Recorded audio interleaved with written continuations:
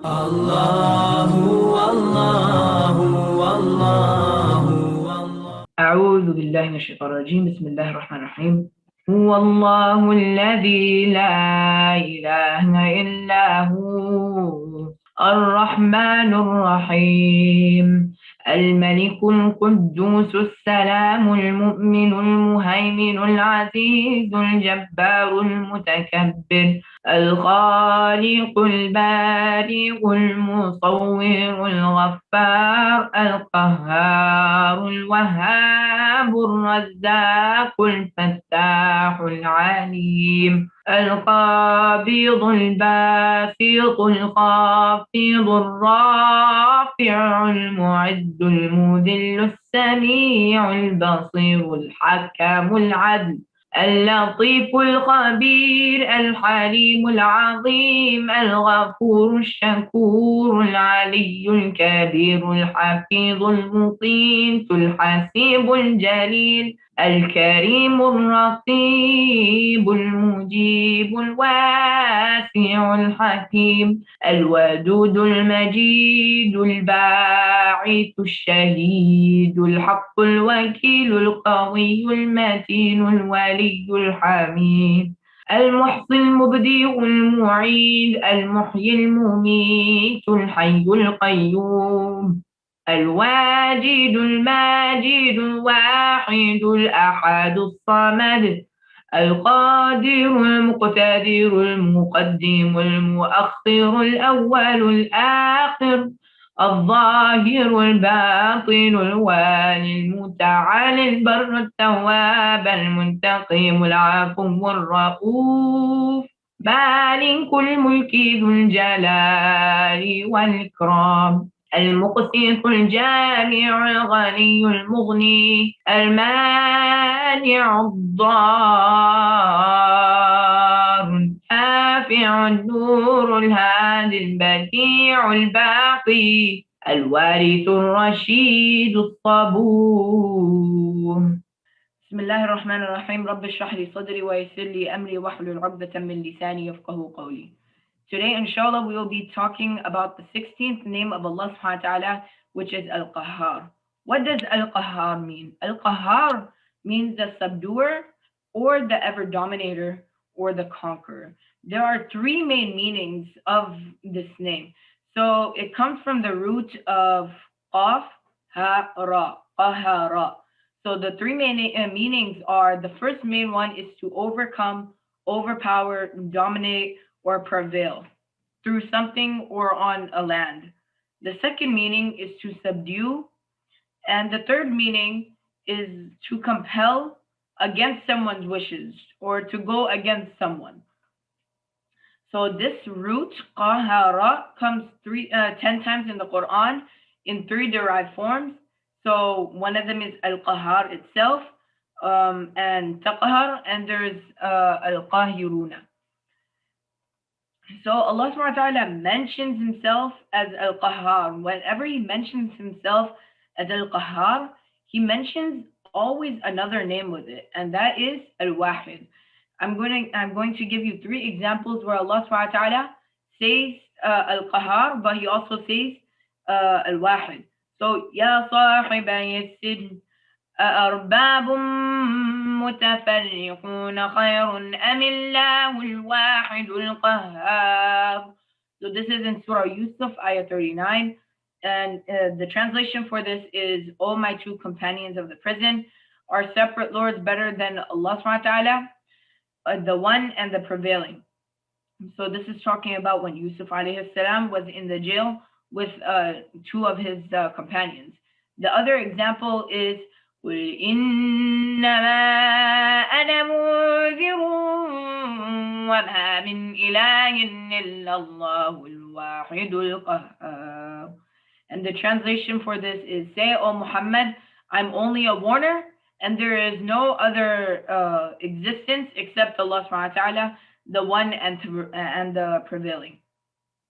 Then the last example is, لو أراد الله أن يتخذ ولدا لاصطفى مما يخلق ما يشاء سبحانه هو الله الواحد القهار. So in all of these examples, Allah subhanahu wa ta'ala is just saying that He is the one, the prevailing, the one, the prevailing. Exalt He is Allah, the one and the prevailing. So all these examples all come with Al-Wahid. So this word Al-Qahhar comes 6 times in the Quran. So in each of the 6 ayats in the Quran with these, it has like an amazing combined structure with Al-Wahid. Allah subhanahu wa ta'ala azza wa jal demonstrates that every single creature submits to Allah subhanahu wa ta'ala willingly or unwillingly. And that is the power and the force of Al-Qahhar. This supreme power, this power that Allah subhanahu wa ta'ala has, only belongs to Him and no one can take it away from Him. The skies, the earth, the angels, and all creatures obey Him.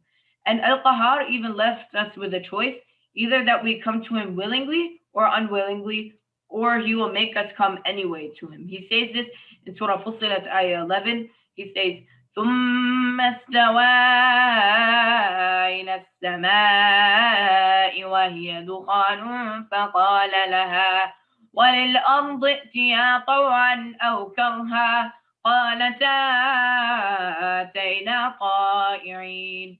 Then Allah subhanahu wa ta'ala says that then said is to the earth, Allah subhanahu wa ta'ala says to the earth, come all of you willingly or unwillingly. So they all come willingly. So Allah subhanahu wa ta'ala, one of the greatest examples is that the whole creation is subdued by death. Allah subhanahu wa ta'ala azza wa jal describes this to us. He says in Surah Ghafir, Ayah 16, يوم هم باردون لا يخفى على الله منهم شيء لمن الملك اليوم لله الواحد القهار. The day when everyone will come out, nothing will be hidden from Allah subhanahu wa ta'ala. Who is the kingdom for this day? Allah subhanahu wa ta'ala replies Himself, it is Allah subhanahu wa ta'ala al-Wahid al-Qahhar, the one and Al-Qahhar, the subduer. So now that we know how powerful this name is, I'm going to give you 3 tips on how we can live up to this name. So number 1, submit and surrender. What does Islam mean? It means that you submit and you surrender towards your Lord. It means you submit and surrender to the Lord of the world. As He said in Surah Baqarah, Ayah 131, He says, إذ قال له ربه أسلم قال أسلمت لرب العالمين. Surah Baqarah says, surrender your heart, your limbs, your actions, your speeches, your senses, your talents, your skills, all to Him by using your good deeds. Do not submit to your own desires or your own will. Submit to Al-Qahhar willingly, knowing that the submission is not like some sort of humiliation, but it is rather a glorification. The second tip is ponder on Al-Qahhar. So the sea and the wind can be deadly at sometimes, and the sea and the wind can also look calm and beautiful at sometimes. So look at how Al-Qahhar has commanded the nature at His will. So one example is that when the fire did not burn Ibrahim alayhi salam, Allah subhanahu wa ta'ala says in Surah Anbiya, Ayah 69, قُلْنَا يَا نَارُ كُونِي بَرْدًا وَسَلَامًا عَلَىٰ إِبْرَاهِيمَ. Allah subhanahu wa ta'ala is commanding the fire that cool down and spread peace to Ibrahim alayhi salam. And then also another one where Ibrahim alayhi salam did not have to kill his son Ismail alayhi salam because Allah subhanahu wa ta'ala sent down a sheep or a ram. And it's a long paragraph in Surah Safat. He says, فَلَمَّا أَسْلَمَا وَتَلَّهُ لِلْجَبِينِ وَنَادَيْنَاهُ يَا إِبْرَاهِيمُ قَدْ صَدَّقْتَ الرُّؤْيَا إِنَّا كَذَلِكَ نَجْزِي الْمُحْسِنِينَ. So Allah subhanahu wa ta'ala is just describing, yes, this was just a clear trial, you have passed it, and now you are from al-Najd al-Muhsinin. Then Allah subhanahu wa ta'ala also says in Surah Anbiya, He talks about when the Yunus alayhi salam, when he disobeyed Allah subhanahu wa ta'ala, he went to the sea, but the whale ate him, but it did not digest him.